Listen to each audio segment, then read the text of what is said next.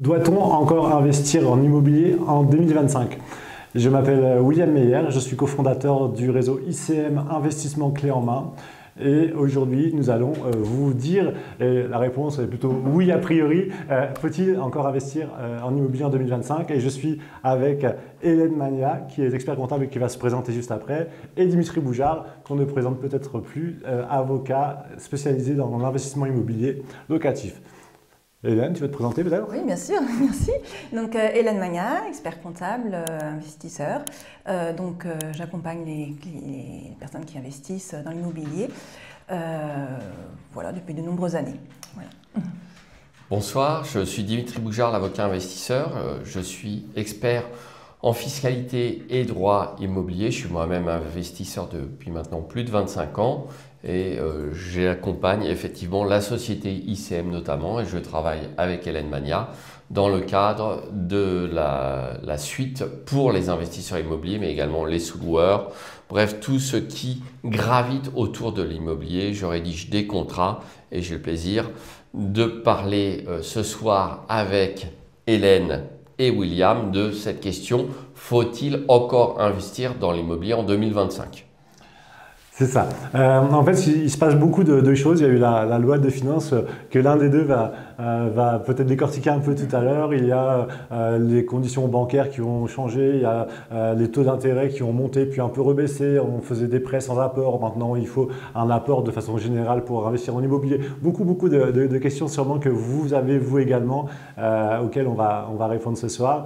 Et peut-être Hélène, tu vas pouvoir nous parler un petit peu de cette loi de finances qui fait un petit peu peur à tout le monde. Alors déjà, cette loi de finances, elle est arrivée très tard, parce qu'elle est arrivée en février de mémoire, alors que normalement c'est plutôt en décembre, janvier. Il y a eu beaucoup de changements pour les loueurs meublés non professionnels, notamment avec la réintégration des amortissements dans le calcul de la plus-value. Donc il y a un gros impact lors de la revente d'un bien quand on est LMNP. Il y a aussi des impacts sur les CGA. Enfin voilà, il y a eu beaucoup d'impacts et donc en fait il y a beaucoup de personnes, investisseurs, qui se posent la question de est-ce qu'on investit encore, est-ce que je revends, est-ce que je mets mon argent sous mon matelas, voilà. Donc c'est vraiment une question qui se pose très souvent actuellement. Voilà. Et s'agissant d'ailleurs de la réintégration de l'amortissement, oui, on a eu très récemment une réponse à une question que se posaient beaucoup d'investisseurs immobiliers sur le micro-BIC. Puisque l'administration fiscale a publié une instruction sur le calcul de la plus-value à destination des notaires. D'accord.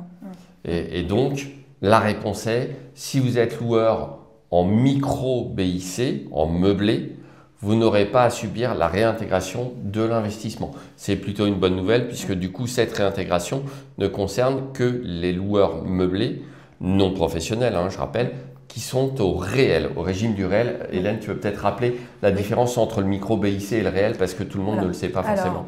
Oui, tout à fait. Donc le régime micro, c'est on déclare son chiffre d'affaires, on a un abattement sur sa déclaration d'impôt sur le revenu. Et le régime réel, c'est en fait on déclare au réel ses recettes et ses dépenses. Et on déclare, votre expert comptable fait une IAS fiscale où il indique donc les loyers, les charges, l'amortissement du bien, etc. etc. Voilà. Il y a aussi une chose aussi, on ne pense pas forcément, c'est les amortissements réputés différés. Parce que peut-être que si vous êtes investisseur, vous avez une IAS fiscale LMNP, vous revendez un bien. En fait, dans les textes de la loi de finances, ils parlent de l'amortissement qui est déduit fiscalement. Donc en fait, ça vaut peut-être encore le coup d'investir et de revendre. On n'est peut-être pas si pénalisé que ça avec le recalcul des amortissements réputés différés. Donc j'ai envie de vous dire, renseignez-vous auprès de votre expert comptable pour savoir le montant de la plus-value si jamais vous devez revendre. C'est peut-être pas si catastrophique que ça. Voilà. Oui, effectivement, tu as parfaitement raison. Ça fait peur à beaucoup de monde, cette histoire de réintégration de l'amortissement. Comme vous le savez, vous tous et vous tous qui nous écoutez, sur Internet, on lit tout et n'importe quoi. Et puis surtout, il faut des gros titres qui font un petit peu peur pour vous forcer à cliquer. En réalité, ce n'est pas du tout la fin du statut du loueur meublé non professionnel. Il faut être très clair là-dessus. Effectivement, ça alourdit potentiellement le calcul de la plus-value à la revente. Mais de toute façon, cette réforme est incomplète. Je crois que tu seras d'accord avec moi pour dire que tant qu'on ne touche pas à l'abattement pour durée de détention, finalement, ça va conduire les investisseurs à conserver plus longtemps le bien, si je ne dis pas de bêtises. Oui, tout à fait. Oui. La vie courante, la vie de la location meublée ne change pas. Voilà, exactement. Votre régime fiscal en cours de location n'est pas impacté par cette modification législative qui, encore une fois, est très récente. On peut évidemment discuter sur est-ce que c'était bien ou pas de le faire. À titre personnel, en tant qu'avocat, j'estime que venir changer les règles du jeu en cours de route n'est jamais une bonne chose. Et originellement, pour tout vous dire, il avait été prévu qu'il y ait un régime transitoire, hein, c'est ce qu'avait prévu éventuellement la députée Madame Anaïs Lemer dans son rapport sur la réforme de la fiscalité locative pour faciliter l'acceptation de la réforme. Bon, ils étaient un peu en panique, il faut le dire, donc ils ont voté ça dans la précipitation. Pardon.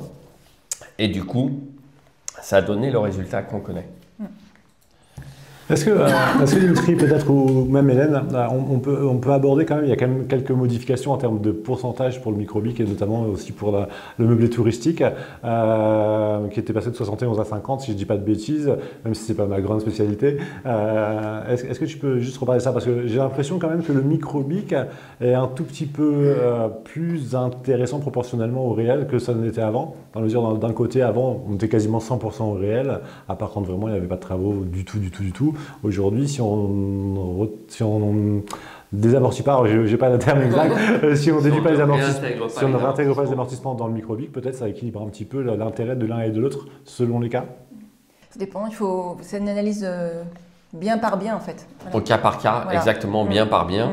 Et pour revenir sur ce que tu disais à propos de l'abaissement du seuil du micro-BIC, en fait, il y a eu un gros impact dans la loi dite Lemer qui a été votée en novembre 2024.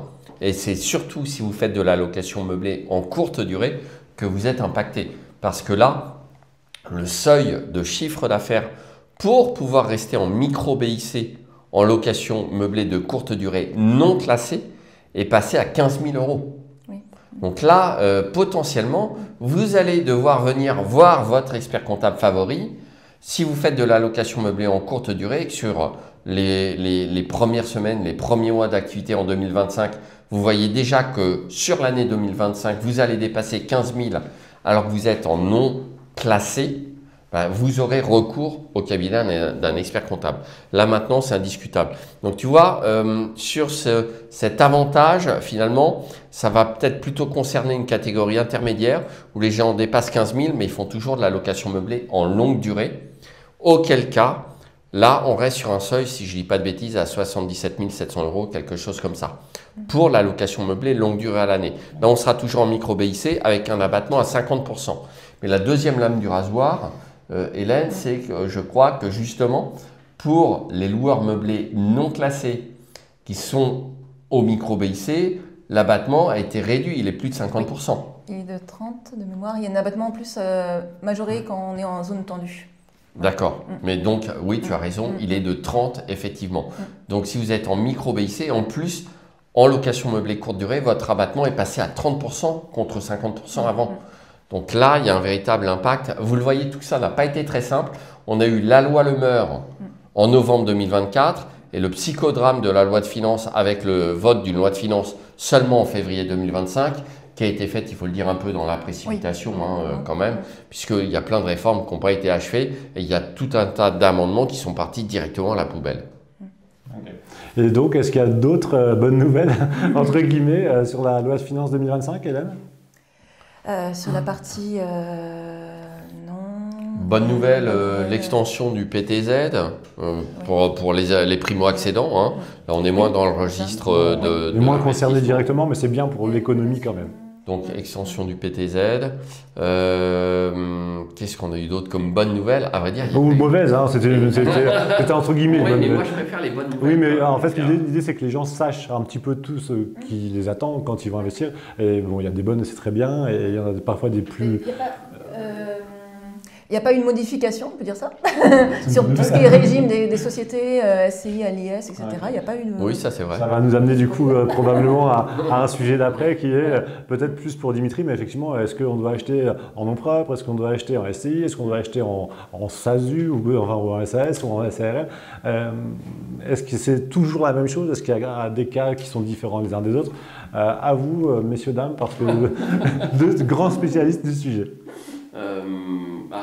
Sur l'investissement, choisir d'investir en nom propre ou en société, là j'ai envie de dire que ça va dépendre quand même des objectifs de chacun d'entre vous, très clairement. Vous allez investir peut-être en nom propre si vous débutez dans l'investissement immobilier, puisque sur un premier bien locatif sous un statut de loueur meublé non professionnel, finalement il n'y a pas eu de gros changement. Non, non, non. À part cette éventuelle réintégration de la plus-value. Voilà. Je vous donne une petite astuce quand même, puisqu'il n'y a pas eu de modification de l'abattement pour durée de détention. Alors tout ça sont des termes un petit peu techniques, j'en conviens parfaitement, d'accord.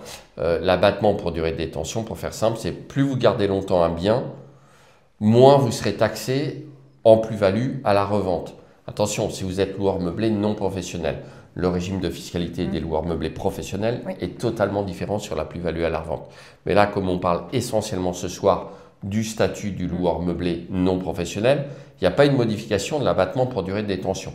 Donc, grosso modo, si vous gardez longtemps vos biens, ça va plutôt bien se passer, d'accord?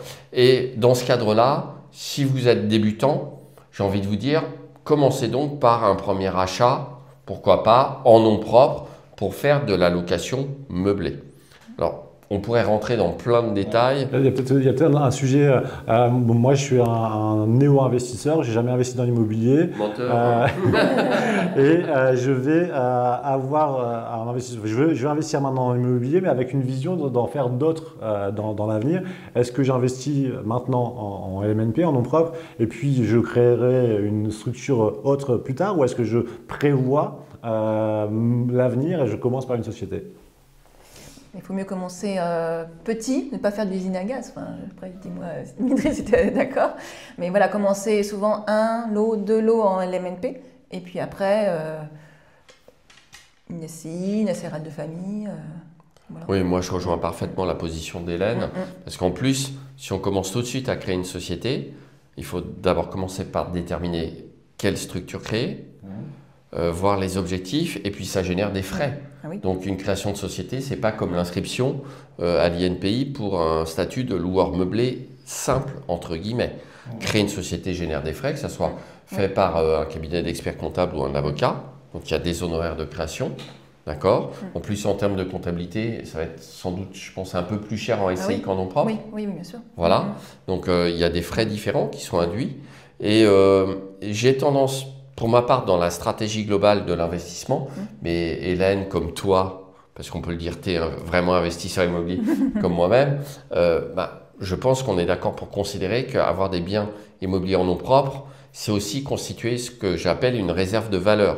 Donc le jour où on a besoin de récupérer du cash, on va revendre plutôt en priorité, a priori, un bien qu'on détient en nom propre pour récupérer directement l'argent. Parce qu'en société, l'argent de la revente va tomber sur le compte bancaire de la société et donc l'argent ne tombe pas directement dans votre poche. Donc il faut repayer une taxation dessus. D'accord? Donc là, je rejoins Hélène également.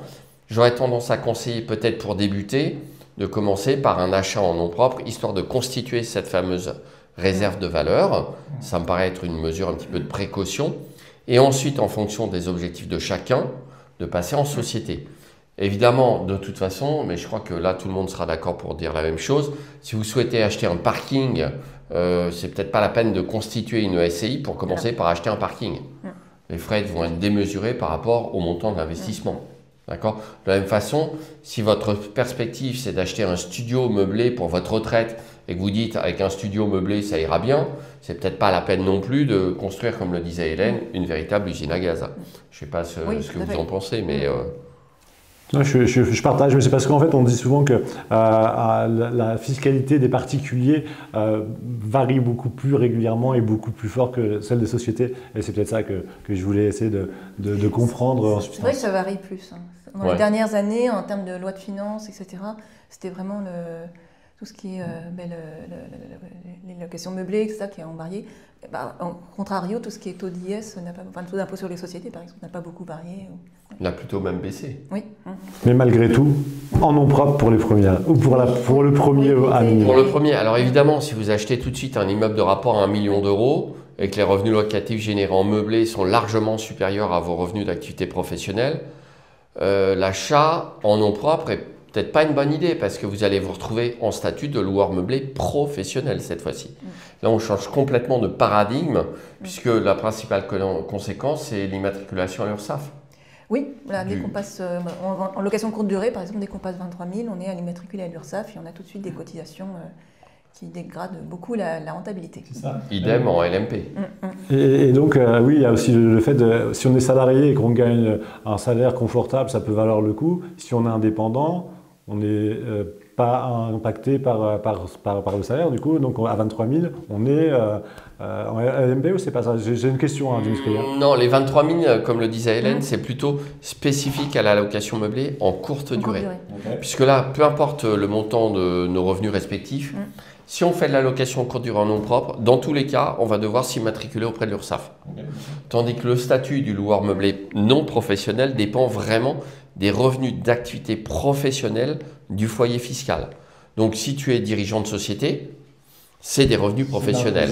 Si tu es salarié, c'est des revenus professionnels. Si tu es expert comptable indépendant, bénéfices non commerciaux, c'est des revenus professionnels. Si tu es agriculteur également, même des revenus de remplacement vont être entrés dans la case des revenus dits professionnels. Si tu as une période de chômage alors que tu es salarié, tes revenus d'ARE vont être pris en compte.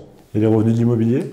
Non. Là, réponse directe, claire et nette. Non, tout ça est un petit peu complexe. Donc, pour déterminer si vous êtes loueur meublé non professionnel ou loueur meublé professionnel, c'est relativement simple. Vous mettez à la poubelle l'histoire des 50% des revenus du foyer fiscal, ça c'est pas bon du tout, d'accord? Les textes fiscaux ne disent pas ça. Vous devez tout simplement comparer le montant total de vos revenus locatifs bruts, c'est-à-dire avant déduction des charges, par rapport au montant total de vos revenus d'activité au sein de votre foyer fiscal. Quand je dis foyer fiscal, c'est pacsé ou marié. Oui. Voilà. Donc, si vous êtes pacsé ou marié, vous additionnez les deux salaires ou les deux revenus et vous comparez ça au montant total de vos revenus meublés. Et si vous avez des revenus meublés inférieurs à vos revenus d'activité, bonne nouvelle, vous êtes loueur meublé non professionnel. Super. Intéressant. Alors, il y a quelque chose que j'aimerais que vous partagiez vous. Moi, j'ai évidemment mon idée, mais il y a sûrement dans les personnes qui nous regardent des gens qui disent « Ouais, mais l'immobilier, est-ce que c'est pour moi? Est-ce que c'est pas pour moi? Est-ce que je suis assez riche? Est-ce que je suis trop riche? Est-ce que je suis trop pauvre? Est-ce que tout le monde peut ou doit investir dans l'immobilier, ou est-ce qu'il y a quand même des choses à faire avant, ou il y a des gens pour qui c'est pas une bonne idée? Est-ce que l'un des deux ou les deux, vous pouvez nous éclairer là-dessus? Tout le monde peut investir. Okay. Nous, on a non, il y a vraiment tout niveau dans les investisseurs. Il y en a des jeunes qui commencent avec le SMIC. Enfin voilà, il y a un peu de tout. Voilà, ce qu'il faut surtout, c'est anticiper. Enfin voilà, surtout la fiscalité, il faut anticiper. Voilà, Dimitri, je ne sais pas si tu as... Ah oui, moi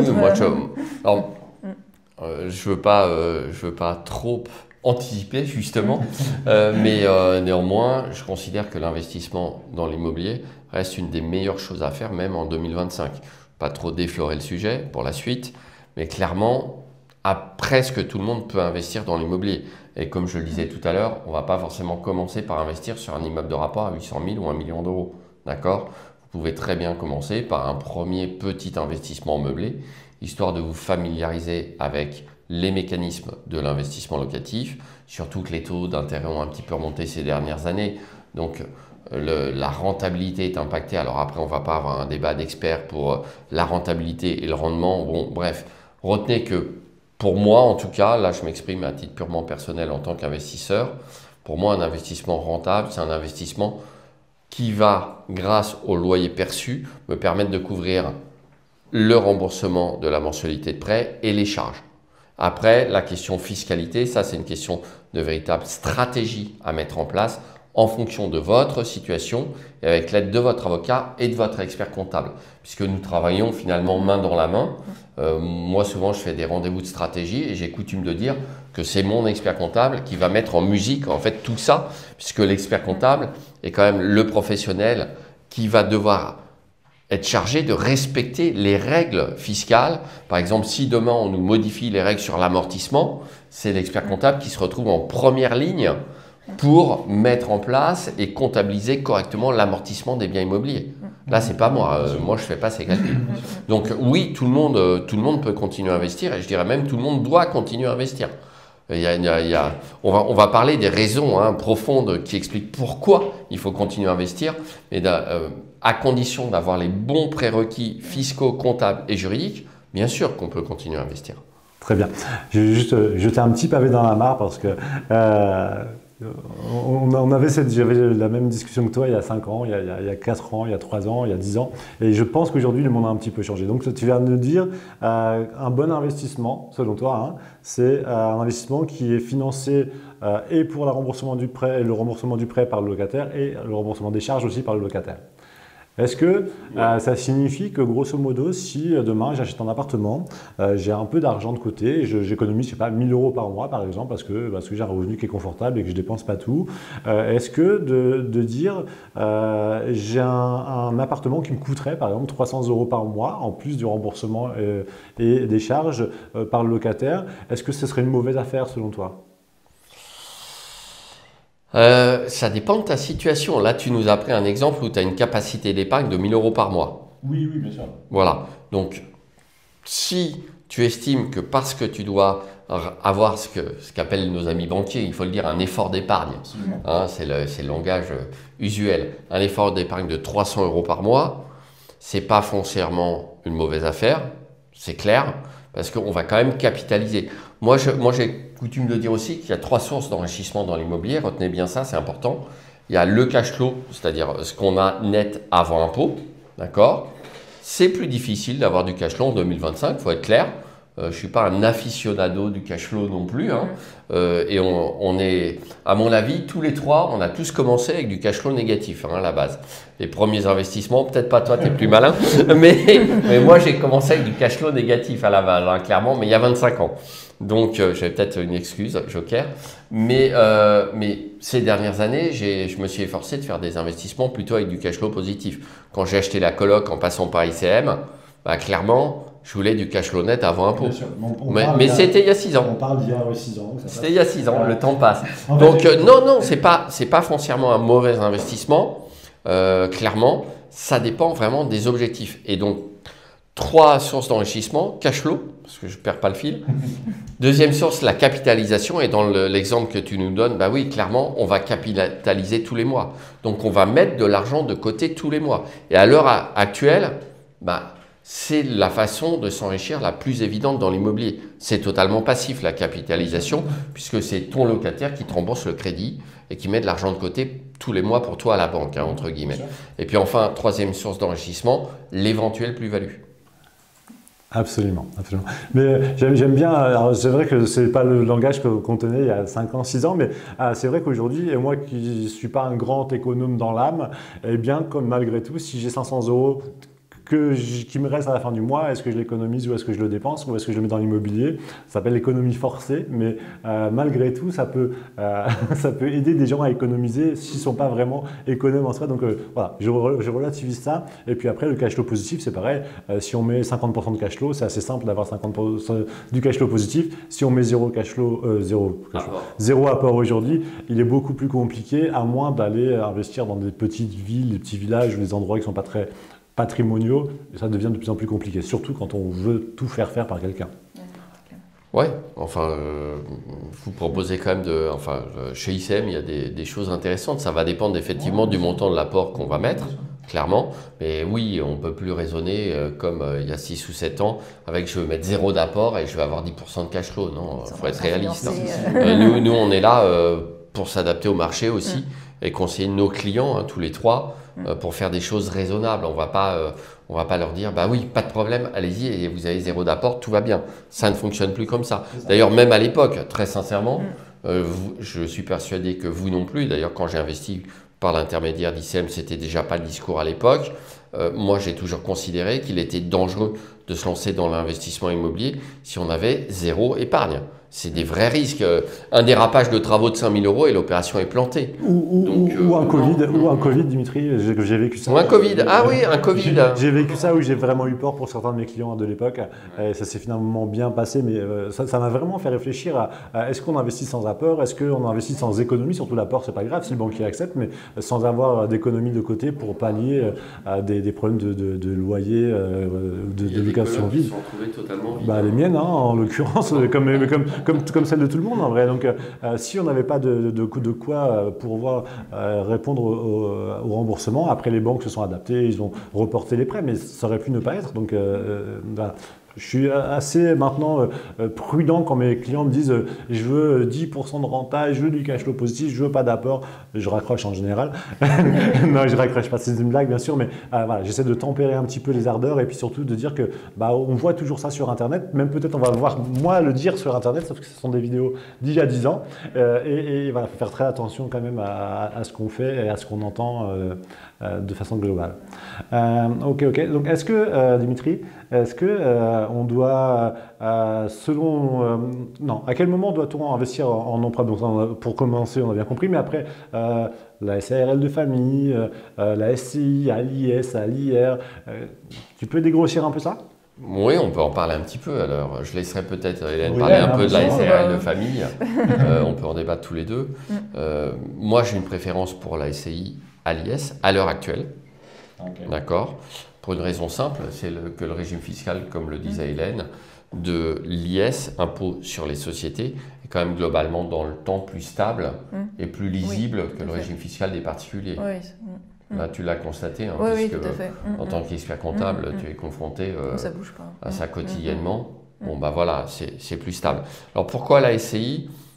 La société civile immobilière, mais là encore, c'est la pratique, hein, pour le coup, plus que du juridique, à mon avis, est plus facilement finançable qu'une SARL de famille. Je ne sais pas ce que tu constates, Hélène. Oui, mais... alors ça se fait de plus en plus, quand même, un petit peu plus. Par rapport à quelques années où c'était vraiment pas du tout connu, la SARL de famille. Après, la SARL de famille, il faut bien savoir que c'est à l'impôt sur le revenu. Déjà, il faut que tous les associés soient de la même famille, donc il suffit que... Voilà, on ne sait pas ce que devient la vie, mais voilà. Qu'il y ait un divorce, par exemple, pour que le régime dit de famille explose, clairement. Et puis, le résultat est soumis à l'impôt sur le revenu, donc il est soumis aux tranches. Donc, il y a des résultats, ça marginal de l'impôt sur le revenu. Donc, plus vous gagnez, en gros, si vous faites une SARL de famille, plus vous gagnez, plus vous allez être fortement taxé. Donc ça, c'est aussi un écueil dont on parle relativement peu. On met en avant la SARL de famille en disant c'est le meilleur des avantages de la détention en nom propre et le meilleur des mondes des sociétés. En réalité, c'est un peu plus nuancé. J'ai tendance à penser aussi qu'il y a un risque URSSAF sur la SARL de famille. Je ne sais pas si toi, tu as des clients qui ont été appelés à l'URSSAF en SARL de famille. Oui, tout à fait. Oui. Donc, dès qu'on est gérant majoritaire, la SARL de famille, on doit payer l'URSSAF. Alors, le gros avantage qui est vendu, c'est en fait, on amortit, on n'est pas soumis au plafond des LMP, forcément, parce que c'est en société, et on est soumis à l'impôt sur le revenu. Donc, en fait, il n'y a pas quand on est à l'impôt sur les sociétés, quand on sort de l'argent, il faut payer la flat tax, les dividendes, etc. Donc, en fait, c'était ça un petit peu qui est l'avantage. Après, en effet, on est soumis quand même aux cotisations sociales URSSAF. Et donc, il y a aussi cette histoire de passage de tranche. Voilà. Et puis, Hélène, on mettait souvent en même temps le fait que grâce au régime fiscal de l'impôt sur le revenu, en cas de vente, la plus-value était celle des particuliers. Et à l'époque, il n'y avait pas de réintégration de l'amortissement. Voilà. Là, la SARL de famille vient de perdre un avantage majeur, puisqu'elle va être soumise à la réintégration des amortissements. Il n'y a pas de raison. Enfin, je ne sais pas ce que tu en penses, mais moi, je n'ai pas vu dans la loi d'exception pour la SARL de famille. Donc, vu qu'il y a une transparence fiscale, le fisc va réintégrer l'amortissement comme il le ferait pour quelqu'un qui détient le bien en nom propre. Du coup, la SARL de famille perd un de ses avantages majeurs, à mon sens. Alors, et ce faisant, d'ailleurs, la SCI à l'IS va retrouver un petit peu de lustre aussi, puisqu'en SCI à l'IS, l'un des inconvénients majeurs qu'on mettait en avant était justement le calcul de la plus-value à la revente en disant « mais faites attention, si votre SCI revend au bout de 30 ans, la plus-value, ça va être le différentiel entre le prix de vente et le prix d'achat, majoré des amortissements qui ont été pratiqués. » Donc au bout de 30 ans, comme on avait amorti la quasi-totalité du prix d'achat du bien, on avait une énorme plus-value. Maintenant, pour un loueur meublé en nom propre, on aura aussi une énorme plus-value. Donc là, cette réforme opérée dans la loi de finances en février 2025 vient un petit peu rétablir la balance. La différence qu'il y a encore majeure entre les deux régimes de plus-value, c'est que dans la SCI, la plus-value reste stockée dans la société et donc il faut repayer de la flat tax, le prélèvement forfaitaire unique à 30% à l'heure où je vous parle, hein, bien sûr. Alors qu'en nom propre, en réalité, on va potentiellement payer beaucoup, mais on aura toujours cette atténuation grâce à l'abattement pour durée de détention. Donc à 30 ans en SCI, je vais avoir une grosse plus-value fortement taxée, enfin taxée de 15 à 25% à l'impôt sur les sociétés. Et ensuite, si je veux récupérer l'argent, je vais repayer potentiellement 30% de flat tax à titre personnel. Tandis qu'en nom propre, à 30 ans, je vais avoir une grosse plus-value taxable, mais mon taux de taxation sera à 0. Donc moi, ça ne me gêne pas. Bien sûr, beaucoup de zéro, ça fait 0. Oui. Voilà, 0 sur 300 000 au lieu de 0 sur 100 000, ça fait toujours 0. C'est aussi ce qui me fait dire, là j'ai un peu ma boule de cristal, que cette histoire d'abattement pour durée de détention va certainement subir une réforme. Donc vous qui détenez des biens depuis longtemps, vous devriez peut-être réfléchir éventuellement s'il n'y aurait pas des arbitrages à faire pour bénéficier des abattements pour durée de détention dont vous pouvez bénéficier sur des biens que vous détenez déjà depuis longtemps. Ouais, intéressant. Ça veut dire selon toi, grosso modo, à un moment ou à un autre, cet abattement va disparaître? C'est ça que tu sous-entends et tu sembles être... C'est vrai que ça n'a pas beaucoup bougé aussi. C'est-à-dire qu'il est passé de 15 ans à 22 ans, puis à 30 ans, et que le but, l'un des buts de la loi de finances, c'était de fluidifier le marché. Ouais. Or là, à ton avis, William, qu'est-ce que tu vas faire? Si on te dit, tiens, il y a 10 ans que vous amortissez un bien, donc votre plus-value du jour au lendemain, elle est augmentée de 10 ans d'amortissement. Donc tu aurais vendu au 1er janvier, tu avais une plus-value de 50 000. Tu vends au 15 mars, tu as une plus-value de 50 000 plus, on va dire, 30 000 euros d'amortissement. Elle passe à 80 000. D'accord? Qu'est-ce que tu fais? Tu vends, ou si tu peux déférer ta vente, tu attends et tu diffères ta vente parce que ta plus-value, là, en fonction de ta durée de détention, là j'ai pris un exemple de 10 ans, elle a déjà 5 ans d'abattement. Mais plus tu attends, plus ton abattement va être important et plus ton taux global d'imposition va baisser. Et donc, au bout du compte, pour l'instant, c'est toujours à 0. Donc, un réflexe naturel serait pour ceux qui le peuvent, au lieu de revendre, de continuer à conserver leurs biens pour bénéficier d'abattements de plus en plus importants. Donc, comme, à mon avis, la réforme n'est pas achevée, on s'oriente vraisemblablement vers une remise en question de l'abattement pour durée de détention. Là, je fais un peu de prospective. Je ne pense pas avoir besoin d'avoir fait l'ENA pour le comprendre. Ouais, je comprends. Ce que ça m'évoque quand même, c'est que plus le temps passe et plus ça devient complexe et je me pose même la question, est-ce que c'est raisonnable aujourd'hui d'acheter un bien immobilier sans aller voir un avocat, sans aller voir un comptable, un expert comptable, eu égard à tout ce qui se passe, à tout ce qui va se passer potentiellement ou pas d'ailleurs, mais je me dis, est-ce que c'est pas un peu risqué d'aller voir, je sais pas, le premier agent immobilier du coin, d'acheter son studio et puis de le meubler, de pas le meubler, on verra bien. Est-ce que ça me paraît de plus en plus aléatoire en fait? Oui, tout à fait. Alors après, plus les projets sont importants, plus il faut se faire conseiller, parce qu'évidemment, pour en effet une chambre de bonne, voilà, les économies ne seront pas importantes, mais c'est vrai que oui, il faut savoir où on va, ce qu'on fait, il faut savoir si je prends l'option 1, il va se passer ça. Voilà, il faut bien se faire entourer en tout cas. Partage? Ou est-ce que pour toi, un débutant peut aller quand même toujours en allant voir quelques vidéos YouTube qui peuvent être bien, très bien ou moins bien, hop, on va investir dans l'immobilier? Alors, allez voir des vidéos YouTube. Oui, mais les miennes. Les miennes, évidemment. Là, c'est l'évidence. Vous n'allez pas voir les vidéos YouTube de quelqu'un qui n'est pas avocat ou qui n'est pas expert comptable, ça ne sert à rien. On va vous raconter le plus souvent des bêtises. Moi, je vois des posts sur des réseaux sociaux sérieux de conseils en gestion de patrimoine qui racontent des énormités. C'est une catastrophe. J'en ai encore vu un pas plus tard qu'hier. Donc, non. Même si vous êtes débutant, prenez les informations auprès de sources fiables. Pour ça, vous pouvez faire ce que vous voulez. Les seuls fiables, à peu près, c'est les professionnels du droit, mais qui sont en plus experts dans l'immobilier. Parce que si vous allez voir votre avocat favori qui est expert en droit de l'agriculture ou en divorce, ça ne va pas être le bon pour vous conseiller dans l'investissement immobilier, c'est clair. Comme votre expert comptable, si vous prenez un expert comptable qui est spécialisé sur les chirurgiens dentistes, et il y en a, clairement, parce que c'est des professions très différentes. Il y a des experts comptables spécialisés sur la boulangerie, il y a plein de spécialisations. Vous n'aurez pas forcément le bon expert comptable qui pourra vous conseiller sur l'investissement immobilier. Donc là, clairement, oui, il faut se faire accompagner dès le départ et dans le pire des cas, prendre juste des informations, mais auprès des bonnes sources et des sources d'informations vérifiées, bien sûr. D'accord? C'est un peu, voilà, par exemple, on nous pose une question, la différence entre une SCI à l'IR et une SARL de famille.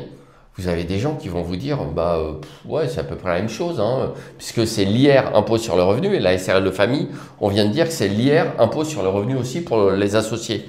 Oui, non, c'est complètement différent, puisque dans une SCI à l'IR, on ne pourra pas faire de location meublée, alors que dans une SARL de famille, on ne pourra faire que de la location meublée. Donc on se dit, waouh, attends, j'ai dû rater un truc là, j'ai pas tout compris. Mais si, je vous ai exactement dit la chose. Alors ensuite, il y a des atténuations. Certains vont vous dire, oui, mais il y a une tempérance de 10%, une SCI à l'IR pourra faire 10% de meublé. Bon, ça c'est du pipeau, hein. Franchement, j'ai jamais rencontré le cas en pratique. Est-ce que tu as beaucoup de SCI à l'IR dont le chiffre d'affaires est composé à 10% de revenus locatifs meublés? Non. Bah non, ça se voit jamais, c'est de la théorie.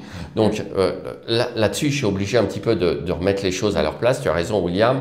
Il faut vous adresser à des professionnels, pas d'amateurisme là-dessus. Et vous avez la chance quand même d'avoir des ressources que vous pouvez identifier. Et voilà, moi j'ai fait aussi des vidéos. Écoute-toi, William. Donc quand on fait une vidéo ensemble, vous êtes sûr que ce qu'on raconte dans la vidéo, c'est pas n'importe quoi, c'est pas des bêtises. C'est ça, c'est extrêmement important et j'ai l'impression que c'est de plus en plus important. Mais vraiment, ça transpire quand vous parlez. Même moi qui suis investisseur depuis 2006, je crois, eh bien, il y a des choses que je me dis, mais ouais, est-ce que moi j'aurais raison de faire une SARL de famille ou plutôt qu'une SCI à l'IR? Et donc, j'imagine quelqu'un qui ne connaît pas, et il y a même sans doute des gens qui n'investissent pas dans l'immobilier pour ça, justement, parce qu'ils ne savent pas, ils ne comprennent pas. Il y a des gens qui sont très très bien câblés, hein, des gens qui sont très intelligents, qui ont des très beaux métiers, qui sont potentiellement aussi profession libérale, et en fait qui ne comprennent rien. Et des fois, on me dit, mais je ne comprends rien. En fait, si je viens te voir, c'est parce que je ne comprends pas en fait, comment ça marche, pourquoi. Est-ce que c'est mieux qu'une SCPI ou qu'un placement financier autre? Et c'est vrai que je peux très très bien le comprendre. Le pourquoi certaines personnes ne passent pas à l'action, en fait, ça peut faire peur, et à juste titre. Ça prend du temps. Voilà, il faut bien se conseiller. C'est un peu comme, moi je dis, un investissement, c'est comme si on crée une entreprise. On trouve des clients, des locataires, il faut trouver des artisans, des fournisseurs. Enfin là, c'est exactement pareil. Il faut se renseigner, il faut tout mettre en route pour que ça se passe bien. Voilà. Exactement, et tout ça prend du temps. Et là, c'est l'aspect juridique et fiscal, mais il faut trouver les bons biens, justement. Et c'est là que souvent, il y a d'autres personnes qui bloquent. De toute façon, il y a des craintes qui sont claires dans l'investissement immobilier. On dit souvent le secteur, l'emplacement. C'est vrai que si vous êtes à Paris, vous n'allez pas investir à Paris parce que déjà, il faut avoir les moyens d'investir à Paris. Puis, si on veut un peu de rendement, c'est pas là qu'il faut investir. Mais donc, on va aller à Rouen, on va aller au Havre, on va aller à Orléans. Mais est-ce que cette rue-là, elle est bien à Orléans? Ou est-ce que cette rue-là, elle est bien au Havre? Est-ce que cette rue-là, elle est bien à Rouen? Est-ce que cet immeuble-là, il est bien coté? On ne connaît pas en fait. Et effectivement, donc la première peur, c'est est-ce que je connais le secteur, et si je ne connais pas, est-ce que je prends le risque d'aller du mauvais côté de la rue? Parce que y a des villes, c'est vraiment ça. Marseille est un exemple flagrant. Les nombres repères et les nombres impairs, c'est pas forcément la même ambiance. Et effectivement, c'est un vrai cas. Après, il peut y avoir la peur des travaux. Est-ce que l'artisan, il est cher, il est pas cher? Est-ce que il va faire mon chantier, ou est-ce qu'il va se barrer avec l'argent, ou est-ce qu'il va déposer le bilan? Enfin, il y a mille choses à prendre en compte, et puis le temps. C'est pour ça que je suis passé par ICM, clairement. Le temps, on a estimé le temps entre 200 et 250 heures, entre le moment où on veut investir, on fait des recherches, on va visiter, on fait des offres qui passent ou qui ne passent pas.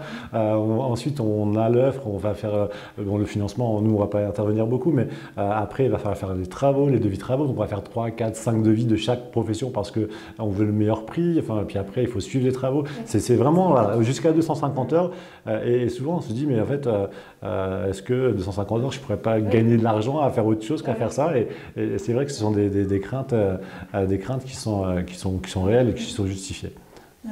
Je trouvais intéressant le raisonnement des 250 heures, parce que ça, j'en parle souvent effectivement à mes clients. Je leur dis, regardez le temps que vous allez passer sur Internet et essayer de trouver des infos pourries, inexactes, périmées. Vous multipliez par votre taux horaire et vous voyez l'argent que vous pourriez gagner en vous adressant directement pour payer une prestation auprès du bon intervenant. Et là, clairement, en passant par exemple par ICM, si on peut économiser 250 heures, moi ça me va bien. Vu mon taux horaire, moi je sais que j'aurais tout. Enfin, c'est pour ça que je l'ai fait. Hein. Clairement, j'avais pas le temps. Et en plus, je connaissais pas Mont-Saint-Aignan. Donc. C'est ça. Et puis c'est intéressant de parler de ça parce que à Mont-Saint-Aignan, dans lequel tu as investi il y a 6 ans, aujourd'hui, je t'y emmènerai pas forcément. Parce que le marché a changé. Quand toi, tu as investi dans la colocation, il n'y avait presque pas d'offres. Il y avait une demande monstrueuse. Alors, il y a toujours une belle demande, mais il y a aussi maintenant beaucoup d'offres. Et c'est encore intéressant, hein, ce n'est pas le problème. Mais n'empêche que ce n'est pas là aujourd'hui. J'emmènerai mes clients parce qu'il y a une espèce de maturité, pas encore saturation, mais quand même, on est sur un vrai marché mature. Et il y a d'autres marchés beaucoup plus, pour moi, alors ce n'est pas rentable le terme que je vais utiliser, mais beaucoup plus intéressantes de façon globale sur le patrimoine, etc. Et voilà, donc c'est vrai que même si je disais il y a 10 ans il faut faire ça, aujourd'hui c'est pas vraiment ça. Et même si tu as investi dans une coloc il y a 6 ans à Mont-Saint-Aignan, peut-être qu'aujourd'hui c'est pas là que je t'emmènerais. Et de faire ça soi-même, on peut pas savoir en fait. C'est comme si moi je faisais mes bilans moi-même, en fait ça aurait pas de sens. Mais tu m'emmènes où alors concrètement en 2025 pour investir? Oh ben, je t'emmène dans plein d'endroits, mais je t'emmène à Rouen, mais dans d'autres endroits, je t'emmène dans d'autres types de colocations, pourquoi pas, mais dans Rouen par exemple, parce que dans Rouen, il y a encore une demande qui est plus importante. Les gens veulent être en ville, en plus l'accès est rapide. Je t'emmène dans une location courte durée, si tu veux faire de la location courte durée dans l'hyper centre-ville. Je fais encore ça moi aujourd'hui personnellement parce que j'aime beaucoup ça. Mais après, il y a plein d'autres trucs. Il y a des gens qui veulent défiscaliser sur leurs revenus, donc il y a d'autres sujets. Aujourd'hui, on peut faire de la défiscalisation de Normandie dans le centre-ville de Rouen. Donc tu vois, il y a quand même des choses qui sont vraiment intéressantes et ça s'invente pas en fait. Je suis pas pour le fait qu'on fasse de Normandie dans le centre-ville de Rouen parce que ça fait pas sens. Mais n'empêche qu'aujourd'hui on peut en profiter. Et que... Je suis pas sûr que tout le monde connaisse le de Normandie non plus. Non, mais on est là pour ça et surtout les experts comptables sont là pour ça. On explique ça? Ouais. En fait, non, je serais presque mieux. En fait, préalablement, en tout cas, je vais juste t'introduire et après je te laisserai en parler. C'est-à-dire que jusque-là, les gens qui voulaient défiscaliser sur leurs revenus étaient sollicités par les banquiers, par les conseillers en gestion de patrimoine à faire ce qu'on appelle un investissement loi Pinel. Et là, Dimitri va sauter partout sur la table normalement, mais n'empêche que ça a vraiment eu beaucoup d'impact, beaucoup de réussite dans ce truc-là. Alors, c'était pour moi pas forcément exceptionnel, mais en tout cas, voilà, c'était comme ça. Et depuis décembre 2024, ça n'existe plus. Donc, c'est plutôt bien pour nous qui sommes des spécialistes de l'ancien, puisque finalement, le de Normandie a à peu près les mêmes particularités, les mêmes avantages que le Pinel, mais dans l'ancien, rénové. Donc, je veux bien te laisser, si tu veux, expliquer un peu ce que c'est. C'est bien, après, on va parler plus en détail des critères et des... voilà. Mais voilà, donc en fait, voilà, il y a quelques dispositifs fiscaux qui sont intéressants comme ça. Donc il faut regarder bien dans les détails, regarder bien les critères d'attribution, etc. Parce que plafond de ressources encore.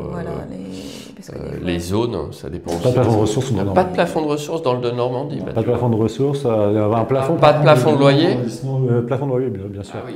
Un plafond de loyer, amélioration de la performance énergétique, donc parallèlement un nombre de travaux à réaliser, mais pas de plafond de loyer. Donc imaginons, Rouen, parce que je connais très bien Rouen, on a un appartement de 100 mètres carrés en plein centre-ville de Rouen, on le rénove, on améliore la densité énergétique et on profite d'un déficit fiscal avec un bien extrêmement patrimonial. Donc voilà, typiquement ça s'invente pas. Et même si ce ne sont pas des lois que toi tu affectionnes, notamment pour le Pinel, en réalité, de toute façon c'est fini le Pinel. On arrive à avoir quand même des avantages en plus d'avoir un bien ultra patrimonial. Donc c'est vraiment, même si je trouve pas ça logique, parce que le de Normandie, il est initialement créé pour rénover les centres-villes défavorisés.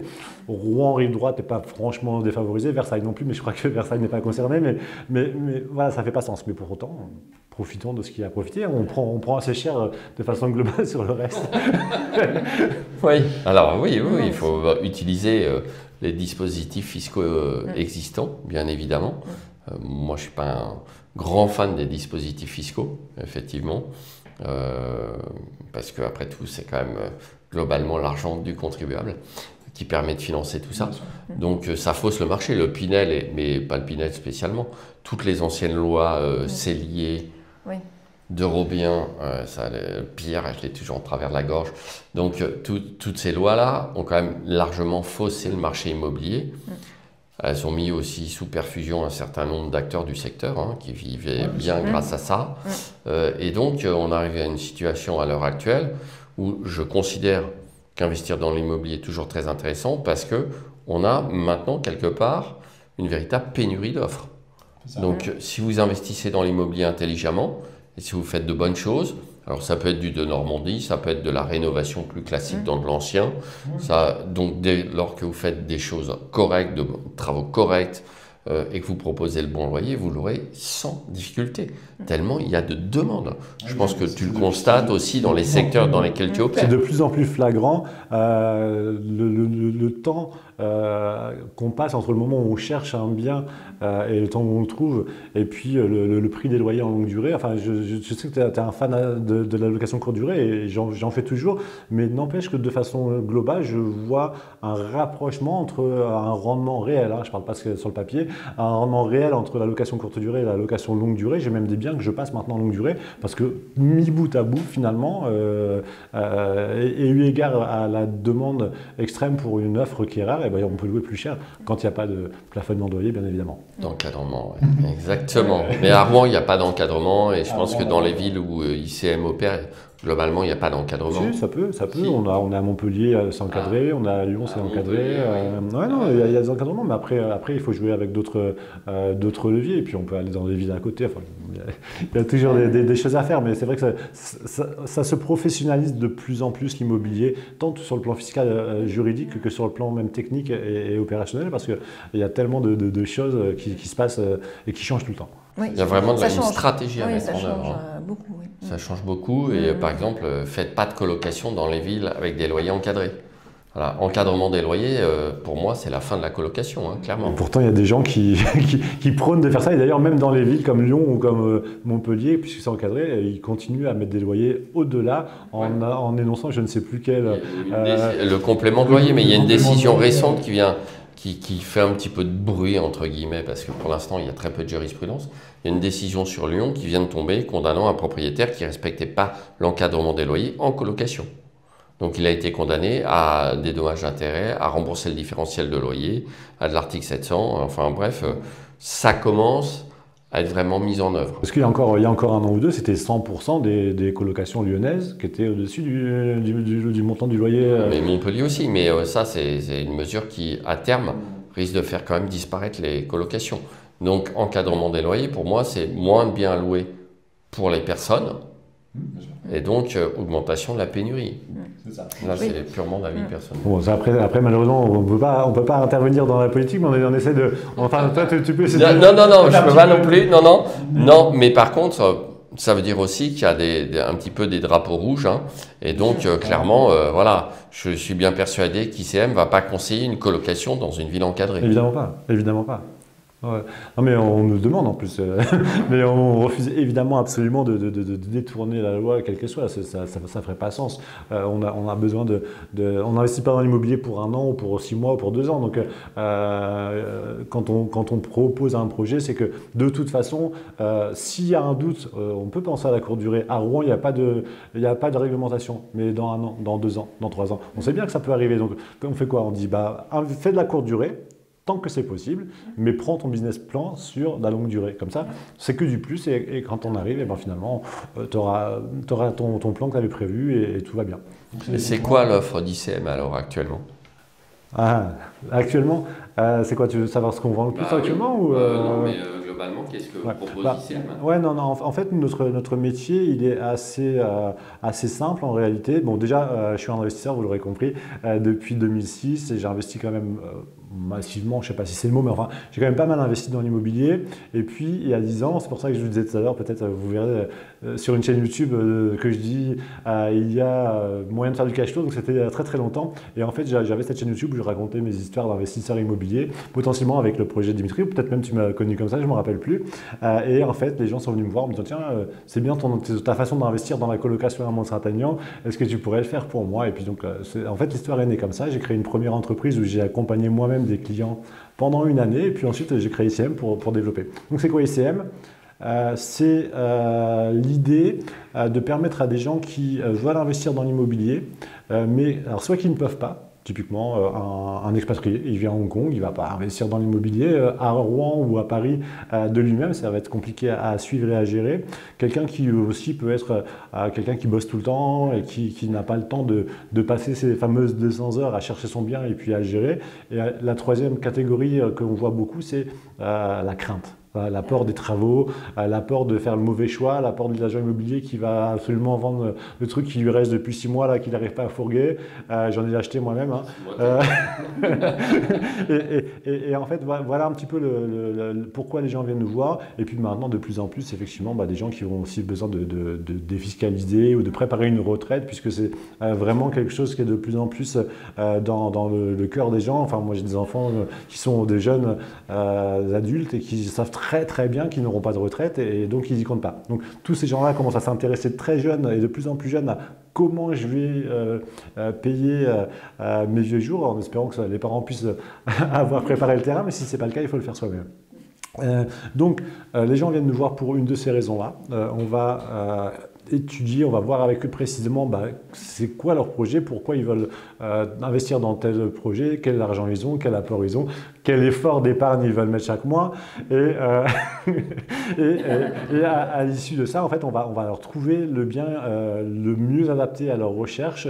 Alors soit on l'a déjà parce qu'on a un stock de je sais pas, peut-être de 80 biens en permanence qui sont disponibles, ou alors si on l'a pas, on va le chercher, on va le trouver, on va trouver celui qui est le mieux adapté au cahier des charges à un instant T. Ça ne veut jamais dire que c'est le meilleur du monde, qu'on n'a jamais eu de meilleur ou qu'on n'aura pas de meilleur après. Mais l'idée, c'est d'aller chercher le meilleur actuellement sur le marché qui correspond à un cahier des charges. Et puis ensuite, on va le faire acheter à notre client, puisque nous, on est seulement des intermédiaires, hein, les clients achètent directement. On va faire les devis nous-mêmes, puisqu'on a une entité qui s'appelle ICM Travaux et qui prend la responsabilité des travaux. Hein, donc c'est nous qui facturons les clients et qui trouvons les entreprises qui vont bosser avec nous.